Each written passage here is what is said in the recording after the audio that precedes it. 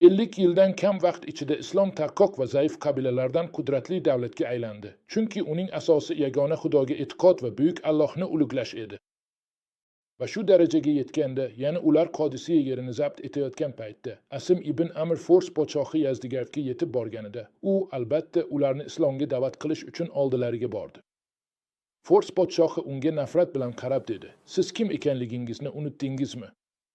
Siz tarqoq qabilalarsiz, hech qanday bilim yo'q. Sonlaringiz och yuribsizlar. Sizda sivilizatsiya ham, davlat ham yo'q. Biz esa buyuk bir xalqmiz. Unda qanday qilib bunga jur'at qilasiz?" Shunda Rab ibn Amr unga: "Siz aytgan gaplar ilgari rost edi, lekin Alloh taolo bizga bizni zulmatdan nurga olib chiqqan payg'ambarni yubordi.